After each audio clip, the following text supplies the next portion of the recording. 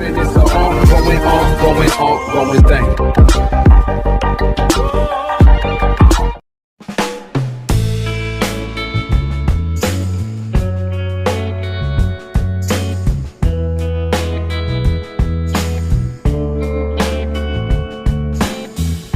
Hi friends, എല്ലാവർക്കും daily English class റൂമിൻ്റെ പുതിയൊരു വീഡിയോയിലേക്ക് സ്വാഗതം. ഇന്നത്തെ ക്ലാസ്സിൽ നമ്മൾ കഴിഞ്ഞ ദിവസം പറഞ്ഞ റിപ്പോർട്ടഡ് സ്പീച്ചിൻ്റെ ബാക്കി കാര്യങ്ങളെക്കുറിച്ചാണ് പറയാൻ പോകുന്നത്. എങ്ങനെയാണ് ഒരു സെൻറ്റൻസ് റിപ്പോർട്ടഡ് സ്പീച്ചിലേക്ക് മാറ്റുന്നത് എന്ന് നോക്കാം. ഈ ഒരു വീഡിയോ ആരംഭിക്കുന്നതിന് മുമ്പ് ഈ ചാനൽ ഒന്ന് സബ്സ്ക്രൈബ് ചെയ്യാൻ മറക്കരുത്. ഈ വീഡിയോ ലൈക്ക് ചെയ്യുക, സബ്സ്ക്രൈബ് ചെയ്യുക, അതുപോലെ നിങ്ങളുടെ ഫ്രണ്ട്സിന് ഈ വീഡിയോ ഒന്ന് ഷെയർ ചെയ്ത് കൊടുക്കുക. അപ്പോൾ എന്തൊക്കെ മാറ്റങ്ങളാണ് ഒരു സെൻറ്റൻസ് നമ്മൾ റിപ്പോർട്ടഡ് സ്പീച്ചിലേക്ക് മാറ്റുമ്പോൾ വരുന്നത് എന്ന് നോക്കാം. പ്രധാനമായും വരുന്ന ചേഞ്ചുകൾ എന്ന് പറയുന്നത് ഇതാണ്, അതായത് വെർബ് ഫോമിന് വരുന്ന മാറ്റം. ഇവിടെ അത് പറഞ്ഞിട്ടുണ്ട്. ഒന്ന്, എല്ലാ പ്രസന്റ് ടെൻസിലുള്ള വെർബ് ഫോമുകളും നമ്മൾ പാസ്റ്റ് ഫോമിലേക്ക് മാറ്റുക. ഇനി അല്ല, പാസ്റ്റ് ഫോമാണ് വന്നിരിക്കുന്നതെങ്കിൽ അതിനെ പാസ്റ്റിൻ്റെയും പാസ്റ്റായ പാസ്റ്റ് പെർഫെക്റ്റ് ഫോമിലേക്ക് മാറ്റുക. അപ്പോൾ എന്തൊക്കെ മാറ്റങ്ങളാണ് വരിക എന്ന് നമുക്ക് നോക്കാം. ഇത്രയും മാറ്റങ്ങൾ വരും. ഈസ്, ആം എന്നൊക്കെയുള്ളത് പ്രസന്റ് ഫോമാണ്. അതിൻ്റെ പാസ്റ്റ് ഫോമായ വാസ് എന്നത് വാസ് എന്ന് നമുക്ക് ഉപയോഗിക്കാം.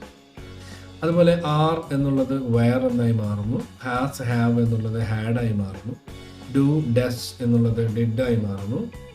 അതുപോലെ ഷാൾ, വിൽ, ക്യാൻ, മേ തുടങ്ങിയവയൊക്കെ ഇവിടെ പാസ്റ്റ് ഫോമായിട്ടുള്ള ഷുഡ്, വുഡ്, കുഡ്, മൈറ്റ് എന്നൊക്കെ ആയിട്ട് മാറുന്നുണ്ട്.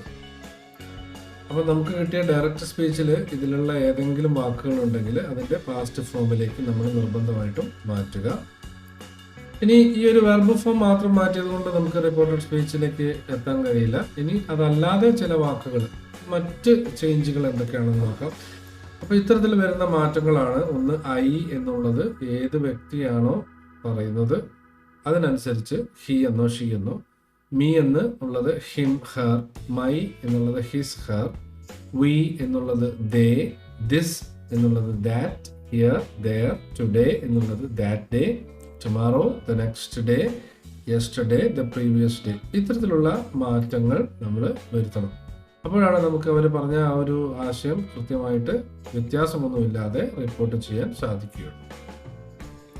അപ്പോൾ ഇതുവരെ നമ്മൾ പറഞ്ഞ കാര്യങ്ങൾ ഇതിൻ്റെ ജനറൽ റൂൾസ് ആണ്, പൊതുവായിട്ടുള്ള ചില നിയമങ്ങളാണ് നമ്മൾ പറഞ്ഞത്. അതായത് വെർബിനനുസരിച്ച് വരുന്ന മാറ്റങ്ങൾ, പ്രസന്റ് ഫോമിലുള്ളത് പാസ്റ്റ് ഫോമിലേക്ക് ആവുന്നതും പാസ്റ്റിലുള്ളത് പാസ്റ്റ് പെർഫെക്റ്റ് ഫോമിലേക്ക് ആവുന്നതും, അതുപോലെ തന്നെ ഐ, വി, മീ തുടങ്ങിയതിന് വരുന്ന മാറ്റങ്ങൾ, അതുപോലെ സമയത്തെ സൂചിപ്പിക്കുന്ന വാക്കുകൾക്ക് വരുന്ന മാറ്റങ്ങൾ, ഇതൊക്കെ നമ്മൾ കണ്ടു. ഇതെല്ലാം നമ്മൾ ഉൾപ്പെടുത്തിയിരിക്കുന്നത് ജനറൽ റൂൾസിലാണ്.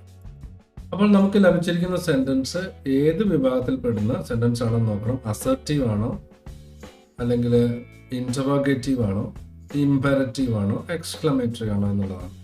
അപ്പോൾ ഈ ടൈപ്സ് ഓഫ് സെന്റൻസ് മനസ്സിലാകാത്ത ആളുകളുണ്ടെങ്കിൽ അവർ ഇന്നത്തെ വീഡിയോയിൽ വ്യക്തമായിട്ട് പറഞ്ഞിട്ടുണ്ട് എന്തൊക്കെയാണ് ടൈപ്സ് ഓഫ് സെന്റൻസ്, അതിൻ്റെ പ്രത്യേകതകളെ കുറിച്ചൊക്കെ നമ്മൾ നേരത്തെ ഒരു വീഡിയോ ചെയ്തിട്ടുണ്ടായിരുന്നു. അപ്പോൾ അത് കണ്ടിട്ടില്ലാത്തവർ അത് കാണുക. അപ്പോൾ നമുക്ക് ഈ 4 ടൈപ്പ് സെന്റൻസുകൾ ഏത് രീതിയിൽ കൈകാര്യം ചെയ്യണമെന്ന് നോക്കാം. അപ്പോൾ അസർട്ടീവ് സെന്റൻസ് അല്ലെങ്കിൽ ഡിക്ലറേറ്റീവ് സെന്റൻസ് ആണെങ്കിൽ നമ്മൾ ചെയ്യേണ്ടത് എന്താണ്? ഈ റിപ്പോർട്ടിംഗ് വെർബ് സെഡ് എന്നുള്ളത് ഉപയോഗിക്കുക. അതുപോലെ തന്നെ നമ്മൾ നേരത്തെ പറഞ്ഞ ജനറൽ റൂൾസ് അപ്ലൈ ചെയ്യുക. അപ്പോൾ നമുക്ക് അതിൻ്റെ ആൻസർ കറക്റ്റായിട്ട് കിട്ടും. ഇനി ഇതല്ല, നമുക്ക് കിട്ടിയ സെന്റൻസ് എന്ന് പറയുന്നത് ഒരു ഇൻറ്ററോഗേറ്റീവ് സെന്റൻസ് ആണെന്ന് വിചാരിക്കുക. ഇൻറ്ററോഗേറ്റീവ് സെന്റൻസിൽ 2 ടൈപ്പ് ചോദ്യങ്ങളുണ്ട്. WH ക്വസ്റ്റ്യൻസും ഉണ്ടാകാം, യെസ് ഓർ നോ ക്വസ്റ്റ്യൻസ് ഉണ്ടാകാം. അപ്പോൾ WH ക്വസ്റ്റ്യൻ ആണെങ്കിൽ നമ്മളവിടെ ആസ്ക്ഡ് എന്നുള്ള റിപ്പോർട്ടിംഗ് വെർബ് ഉപയോഗിക്കാം. ഇനി യെസ് ഓർ നോ ക്വസ്റ്റ്യൻ ആണെങ്കിൽ എൻക്വയർഡ് എന്നുള്ളത് ഉപയോഗിക്കാം. അപ്പോൾ നമ്മളിവിടെ ചെയ്യേണ്ട കാര്യങ്ങൾ ജനറൽ റൂൾസ് അപ്ലൈ ചെയ്യുക. അതോടൊപ്പം തന്നെ കിട്ടിയിരിക്കുന്ന ആ ഒരു റിസൾട്ട് അതിനെ ഒന്ന് സബ്ജക്റ്റ് വെർബ് ഫോമിലേക്ക് ചേഞ്ച് ചെയ്യുക കൂടി ചെയ്യുക. ഇനി നമുക്ക് കിട്ടിയിരിക്കുന്നത് ഒരു ഇമ്പരറ്റീവ് സെന്റൻസ് ആണെന്ന് വിചാരിക്കുക. ഓർഡർ, കമാൻഡ്, റിക്വസ്റ്റ് ഒക്കെ വരുന്ന ഇമ്പരറ്റീവ് സെന്റൻസ് ആണെന്ന് വിചാരിക്കുക. അവിടെ നമ്മൾ ഉപയോഗിക്കേണ്ട റിപ്പോർട്ടിംഗ് വെർബ് ഓർഡർ ആണെങ്കിൽ ഓർഡേർഡ്, റിക്വസ്റ്റ് ആണെങ്കിൽ റിക്വസ്റ്റഡ്, എന്നിട്ട് അതിന് നമ്മൾ ടു പ്ലസ് വെർബ് എന്നുള്ള ഫോമിലേക്ക് മാറ്റി എഴുതുക. ജസ്റ്റ് ടു പ്ലസ് വെർബിന്റെ ഫസ്റ്റ് ഫോം ചേർത്ത് എഴുതുക. ഇനി എക്സ്ക്ലമേറ്ററി സെന്റൻസ് ആണെങ്കിൽ നമ്മൾ ഉപയോഗിക്കേണ്ട റിപ്പോർട്ടിംഗ് വെർബ് എന്ന് പറയുന്നത് എക്സ്ക്ലെയിംഡ് അല്ലെങ്കിൽ വണ്ടേർഡ് എന്നുള്ളതാണ്. എന്നിട്ട് നമുക്ക് കിട്ടിയിരിക്കുന്ന സെന്റൻസിനെ ആദ്യം ഒരു ഫസ്റ്റ് ടൈപ്പ് അസർട്ടീവ് ടൈപ്പിലേക്ക് ഒന്ന് ചേഞ്ച് ചെയ്യുക. അതിനുശേഷം നമ്മൾ അതിൽ ജനറൽ റൂൾസ് അപ്ലൈ ചെയ്ത് കഴിഞ്ഞാൽ നമുക്ക് അതിൻ്റെ റിപ്പോർട്ടഡ് സ്പീച്ച് ലഭിക്കും. അപ്പോൾ ഇത്രയും കാര്യങ്ങളാണ് ഓർത്തിരിക്കേണ്ടത്. ആദ്യത്തെ അസർട്ടീവ് സെന്റൻസ് ആണെങ്കിൽ ജനറൽ റൂൾസ് അപ്ലൈ ചെയ്യുക. ഇൻട്രോഗേറ്റീവ് സെന്റൻസ് ആണെങ്കിൽ നോക്കണം WH ക്വസ്റ്റൻ ആണോ യെസ് ഓർ നോ ക്വസ്റ്റൻ ആണോ നോക്കുക. WH ക്വസ്റ്റൻ ആണെങ്കിൽ ജനറൽ റൂൾസ് അപ്ലൈ ചെയ്തതിന് ശേഷം അതിനെ ഒന്ന് സബ്ജക്റ്റ് വെർബ് ഫോമിലേക്ക് മാറ്റുക. ഇനി അതല്ല യെസ് ഓർ നോ ക്വസ്റ്റൻ ആണെങ്കിൽ ഇഫ് അല്ലെങ്കിൽ വെദർ നമ്മൾ ചേർക്കുക. ജനറൽ റൂൾസ് അപ്ലൈ ചെയ്യുക. ഇമ്പരറ്റീവ് സെന്റൻസ് ആണെങ്കിൽ ഓർഡർ, കമാൻഡ്, റിക്വസ്റ്റ് ഒക്കെ ആണെങ്കിൽ ടു പ്ലസ് വെർബ് ചേർക്കുക. അതുപോലെ എക്സ്ക്ലമേറ്ററി സെന്റൻസ് ആണെങ്കിൽ അതിനെ ഒരു അസർട്ടീവ് സെന്റൻസ് ആക്കി ചേഞ്ച് ചെയ്തതിന് ശേഷം നമ്മൾ അതിന് ജനറൽ റൂൾസ് അപ്ലൈ ചെയ്താൽ മതിയാവും. ഇനി നമുക്ക് കുറച്ച് സെന്റൻസുകൾ ഒന്ന് റിപ്പോർട്ട് ചെയ്ത് നോക്കാം. അപ്പോൾ ഓരോന്നും ഓരോ ടൈപ്പാണ്. ആദ്യത്തത് നമ്മുടെ ഹാപ്പിനെസ് മെഷീൻ എന്നുള്ള പാഠത്തിലാണെന്ന് വിചാരിക്കുക. Leo making a happiness machine, Lena his wife and Saul their son. അപ്പോൾ ലിയോ പറയുകയാണ്, ലെനയോട് പറയുകയാണ്, the machine can make you happy, the machine can make you happy. അപ്പോൾ ഇവിടെ ഇത് ഡയറക്റ്റ് സ്പീച്ചാണ്. നമ്മൾ അതിനെ ഇൻഡയറക്റ്റ് സ്പീച്ചിലേക്ക് അല്ലെങ്കിൽ റിപ്പോർട്ടഡ് സ്പീച്ചിലേക്ക് മാറ്റുന്നു. അപ്പോൾ Leo said Lena that the machine could make her happy എന്നാക്കി നമുക്ക് റിപ്പോർട്ട് ചെയ്യാവുന്നതാണ്. ഇവിടെ നമ്മൾ റിപ്പോർട്ടിംഗ് വെർബ് ഉപയോഗിച്ചു, സെഡ് എന്നുള്ളത്. അതുപോലെ ക്യാൻ എന്നുള്ളത് റിപ്പോർട്ട് ചെയ്തു കഴിഞ്ഞപ്പോൾ അവിടെ കുഡ് എന്നായി മാറി. അതുപോലെ യു എന്നുള്ളത് ഇവിടെ ലെനയോട് സംസാരിച്ചതായതുകൊണ്ട് ഹെർ എന്നായി മാറി. അപ്പോൾ ഇത്രയും ചേഞ്ച് ഇവിടെ വന്നിട്ടുണ്ട്.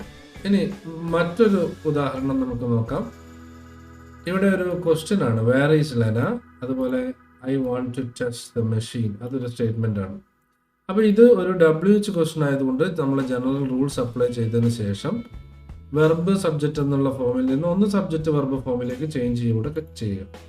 അപ്പോൾ വേർ വാസ് ലെന എന്ന് നമുക്ക് കിട്ടും. അതിനുശേഷം വേർ നമ്മൾ എന്ത് ചെയ്യുക, ലെനയെ ആദ്യം കൊണ്ടുവരിക, വേർ ലെന വാസ്. അപ്പോൾ ലിയോ ആസ്ക്ഡ് സൗൾ, മകനോട് ചോദിക്കുന്നു, where Lena was and said that. അപ്പോൾ ഇവിടെ ഒരു കാര്യം കൂടെ ഉണ്ട്. ഇവിടെ ഒരു ഭാഗം കൂടി നമുക്ക് റിപ്പോർട്ട് ചെയ്യാനുണ്ട്. ഐ എന്നുള്ളത് ഹി ആയിട്ട് മാറുന്നു, വാണ്ട് എന്നുള്ളത് wanted, that he wanted to test the machine. പിന്നെ നമ്മളിവിടെ ഫുൾ സ്റ്റോപ്പ് ആണ് ഇടുന്നത്. അപ്പോൾ Leo asked Saul where Lena was and said that he wanted to test the machine. ഇനി വേറൊരു ഡയറക്റ്റ് സ്പീച്ച് നോക്കാം. ലിയോ ലെനയോട് ചോദിക്കുകയാണ്, are you happy inside the machine. അപ്പോൾ ഇതൊരു യെസ് ഓർ നോ ക്വസ്റ്റ്യൻ ആണ്. അതുകൊണ്ട് തന്നെ നമ്മളിവിടെ ഇഫ് അല്ലെങ്കിൽ വെദർ എന്നുള്ളത് ചേർക്കും. അപ്പോൾ ഇഫ് ഇവിടെ ചേർത്തിട്ടുണ്ട്. എൻക്വയർഡ് എന്നുള്ള റിപ്പോർട്ടിംഗ് വെർബ് ഉപയോഗിച്ചിട്ടുണ്ട്. Leo enquired Lena if she was. Are എന്നുള്ളത് പാസ്റ്റ് ഫോമിലേക്ക് മാറ്റണം. ഇവിടെ സബ്ജക്റ്റ് ലെന ആയതുകൊണ്ട് നമ്മൾ അല്ല ഷീ ആയതുകൊണ്ട് നമ്മൾ വാസ് എന്ന് ചേർക്കുന്നു. If she was happy inside the machine. ഇനി അടുത്തതൊരു ഇമ്പരറ്റീവ് സെന്റൻസ് ആണ്, ഒരു റിക്വസ്റ്റ് ആണ്.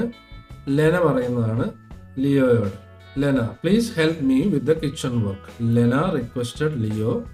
അപ്പോൾ ഇതൊരു റിക്വസ്റ്റ് ആയതുകൊണ്ട് ഇമ്പരറ്റീവ് സെന്റൻസ് ആയതുകൊണ്ട് ടു പ്ലസ് വെർബ് ചേർത്ത് നമ്മൾ എഴുതുകയാണ്. Lena requested Leo to help me എന്നുള്ളത് ഹെർ ആയി മാറുന്നു, her with the kitchen work. ഇനി അടുത്തത് ഒരു ഓർഡർ ആണ്, get inside the machine Saul. Leo ordered Saul. ഇവിടെയും നമ്മൾ 2+V1 ഉപയോഗിക്കുകയാണ്, to get inside the machine. അപ്പോൾ ഏറ്റവും എളുപ്പത്തിൽ നമുക്ക് റിപ്പോർട്ട് ചെയ്യാൻ കഴിയുന്ന ഇമ്പരറ്റീവ് സെന്റൻസ് ആണ് ഓർഡർ, കമാൻഡ്, റിക്വസ്റ്റ് എന്ന് ഓർക്കുക. ഇനി ലെന പറയാണ്, ഒരു എക്സ്ക്ലമേറ്ററി സെന്റൻസ് ആണ് ഇവിടെ കൊടുത്തിരിക്കുന്നത്, വാട്ട് എ ബ്യൂട്ടിഫുൾ പ്ലേസ്. അപ്പോൾ അതിനെ ആദ്യം നമ്മൾ ഒരു സാധാ സ്റ്റേറ്റ്മെന്റ് ആക്കി എഴുതുക. അപ്പോൾ it is A beautiful place എന്ന് കിട്ടും.